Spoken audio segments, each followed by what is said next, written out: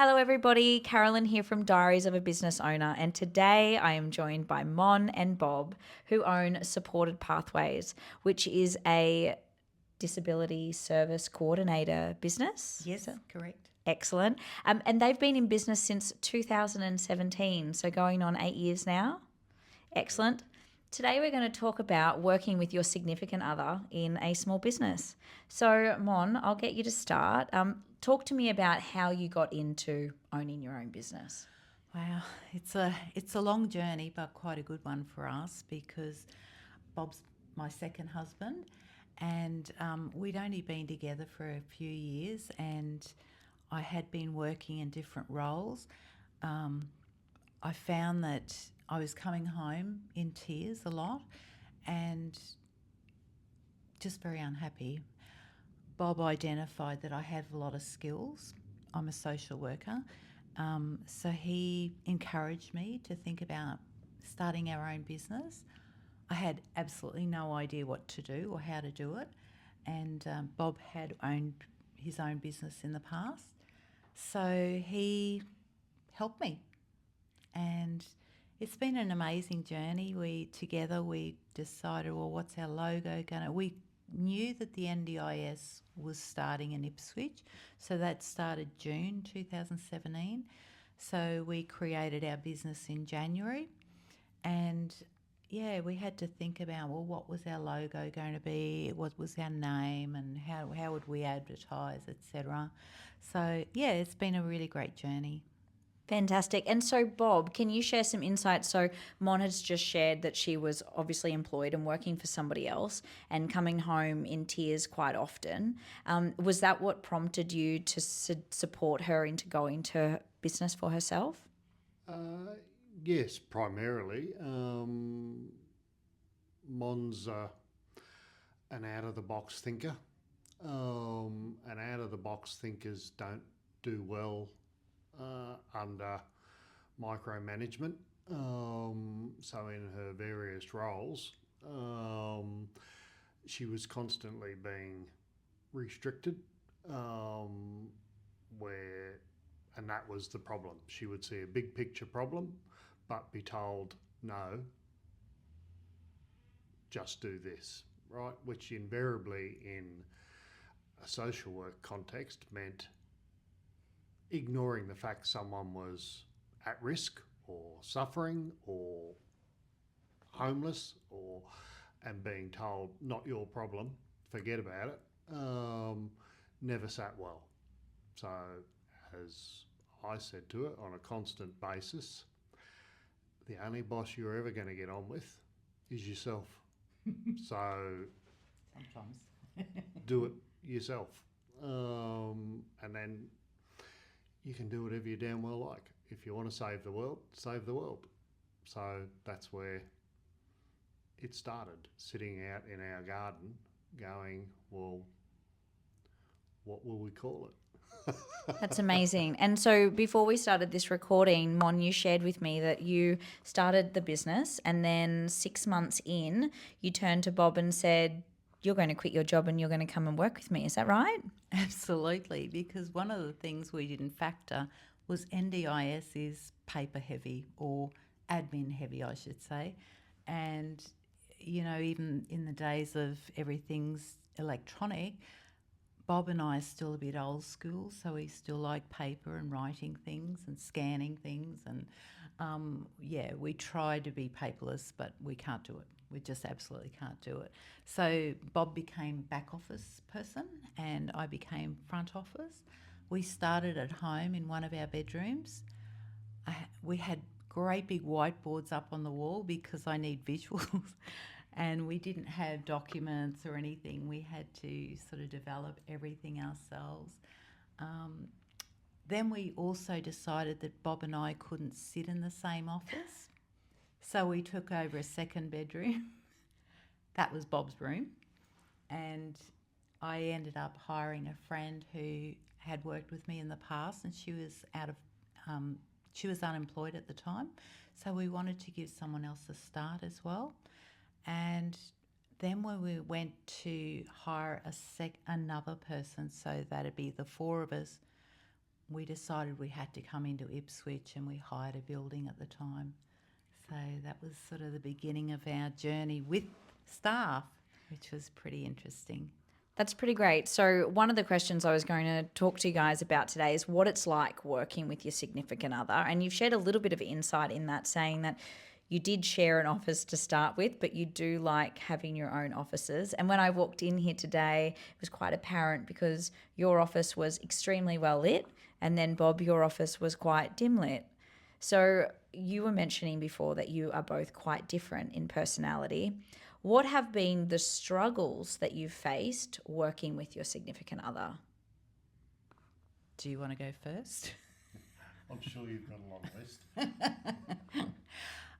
I think the struggles were identifying our individual roles in the business. And, you know, I suppose I'm quite protective of my side of the business, which is front office. And Bob does back office extremely well, to the point where I really don't want to know.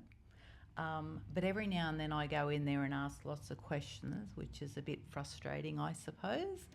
But yeah, so it was definitely delineating our roles. And, you know, whilst Bob can help out people on the phone, any questions about front office, because we've set up our business to be very sort of, we've got all the processes in place that any one of our staff can help an inquiry on the phone.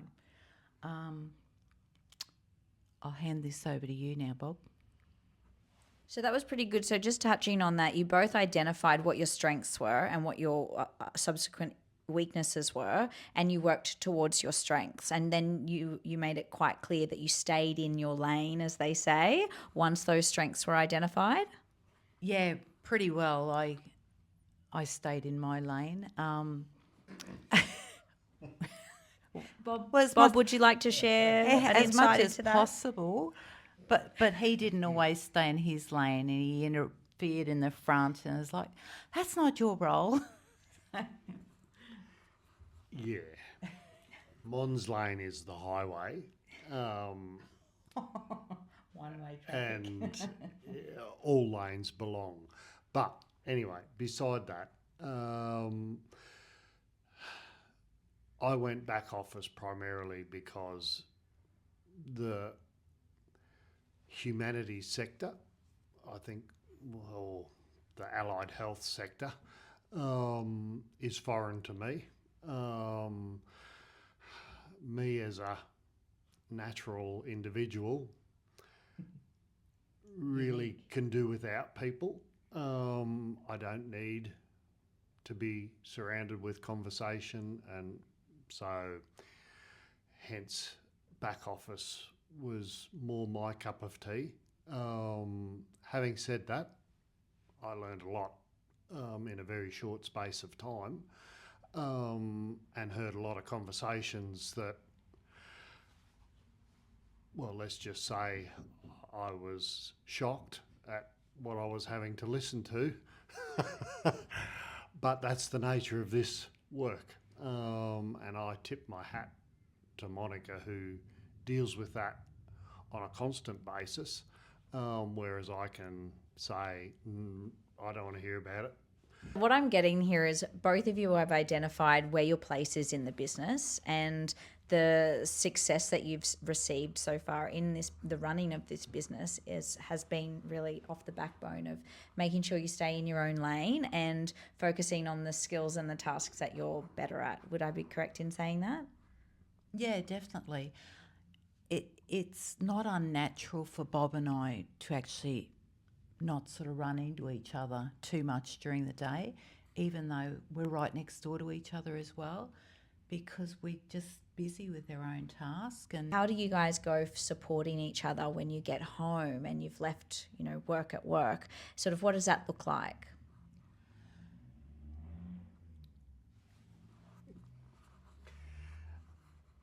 As much as we try to leave work at work, you can't leave work at work when it's your own business, right? It's your life. It's a family member.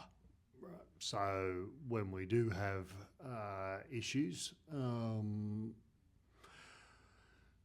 we generally have whilst we're yin and yang, we'll take turns in who's going to be the calming influence on this topic. If it's me going off about an incident or a team member or whatever, Monica will generally play the devil's advocate and say, you need to remember this or this, and vice versa. When it's Monica having a tough day, we get a lot of distressed phone calls, which leads to what primarily is abuse, and that can be hard to listen to. And sometimes I'll have to say to Mon, they do have a disability. They're on NDIS for a reason. So we just need to disconnect from that. It's not a personal attack, which is very hard. Trust me, I've had it on the phone, and it's hard not to personalise verbal abuse. But you kind of get used to not owning it. And that's how we deal with most of the problems. We'll let off steam, and then we'll go, well, what's the solution? And then we stand together on that decision, regardless of whether or not we agree. We'll stand together on it. I love that. So what I'm getting is you're there to support each other and be there when the one person's dealing with the situation, the other one's there offering support, but then you stand together regardless of what your opinion is of it. You're coming forward as a united front, which I think is very important as business owners. We tend to chat a lot on the way home from work and the way into work, more so the way home. May carry that over at home, but weekends are no work talk, and bedrooms no work talk at all. But yeah, we've got a fairly good system happening, That sounds pretty great. So it sounds like you've got good, healthy boundaries. So you talk about sort of you debrief at the end of the day. Try not to talk about too much on the way here. No business talk in the bedroom, which I think is fantastic advice. And no business talk on the weekend, which again is fantastic advice. It's really creating healthy boundaries for you both to be able to have that romantic relationship at home and then have the business relationship during the week. Yeah, definitely. So in your 8 years as being business owners and working together, what has been the best thing to come out of this experience for you both? I think when Bob and I met, we were both close to 50. So, we're both, well, let's say 60-ish. So we've been together about 13 years. And I suppose when we met, it was like, all the things in our life finally joined. There was just so many coincidences along the way. But one of the things we identified when we met was we're actually soulmates, and we really hated being separated. So when I'd be going to work and Bob would go to work, we just really hated being separated. So working together was one of our big goals. It meant we didn't have to be lonely for each other. And that's really worked well because we couldn't even imagine what it's like. And sometimes I might stay at home. I tend to take a day off here and there, a bit more than Bob does. And it'll take me a while to know what to do with myself at home, even though I was like, I'm going to be at home, I'll do this and this and this. But I get really lonely when he first leaves. So, yeah. So it sounds like you like your business partner. Oh, yeah. And what about you, Bob? What's been the best thing to come out of owning a business with Mon? Look, that togetherness, being a team, but also it's enabled us to really, because we connected late in life, so to speak, we both had previous lives, but it's allowed us to kind of catch up in a lot of respects. So our time together is important. So we've been able to spend every day together is important. But also from a financial perspective, when we both got together, we basically started from scratch. So there was kind of zero assets other than a couple of vehicles and whatnot. So it really was starting from scratch. So to be now together for 13 years and be where we are both as a partnership and financial security going forward, it's been worth the journey, even though at times through the journey we've questioned why are we doing this.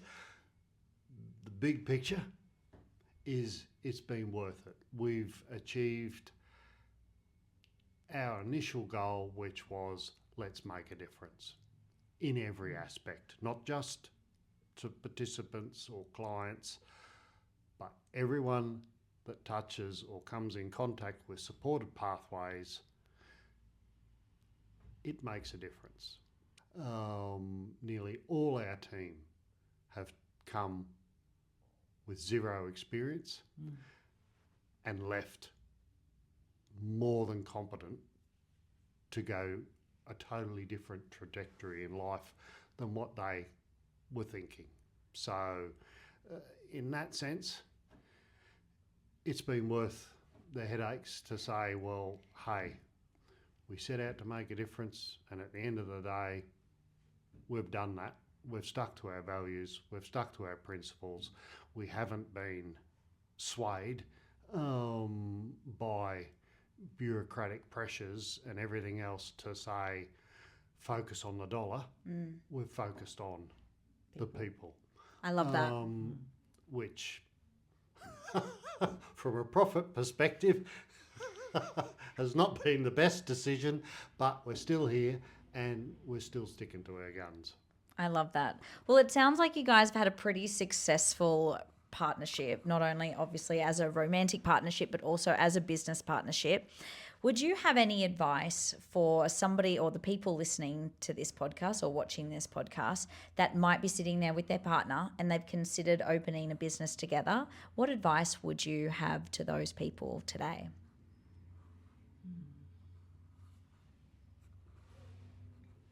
I think the most important thing is be honest with each other, and you need to know that you can work together. Travelling together is like a real, if you've travelled at all, you'll know when you're in a foreign country and it's just the two of you against the world, that is a real, I guess, test to that ability to cope together under pressure. Having a business is like that. You're not always going to agree or disagree, but, you know, it's a journey that you're in it together, and that's what you've got to be prepared for, that journey, which can go left or right of centre at any given point, and it doesn't matter, provided you both go left or you both go right with the journey, not one stand there and go, well, I'm not going down there. Yeah. Because that's a problem. Yes. A business can't grow if both ends are pulling against the middle. Yeah, well, you mentioned before, you touched on teamwork, camaraderie, and even if you were in disagreement, standing as a united front. So I think what you've just said there just reiterates that you're making sure that you can work together as a partnership. And like you said, both go left together or both go right together in order to have a successful outcome.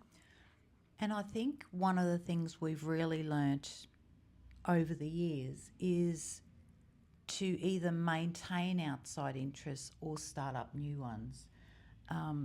Because the first few years were really hard. We sort of didn't really have much money to do a lot, but we were all consumed in the business.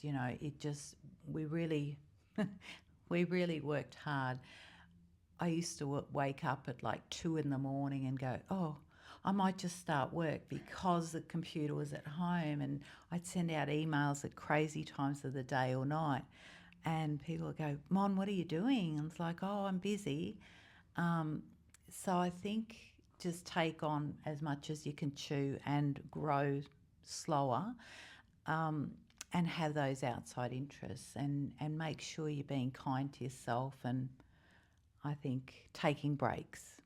Yeah, that's some pretty good advice. Well, look, I really appreciate your time today, Mon and Bob. It's been great having an insight into your journey with supported pathways and also working together with your significant other. Well, thank you very much for being here. I hope you enjoyed today's episode of Diaries of a Business Owner with Mon and Bob, who have been working together in a partnership for 8 years with supported pathways. If you like this video, please make sure you like it, comment, and subscribe to Diaries of a Business. Otherwise, have a fantastic day. Until next time. Thanks, guys. Thanks, Carolyn. Thank you.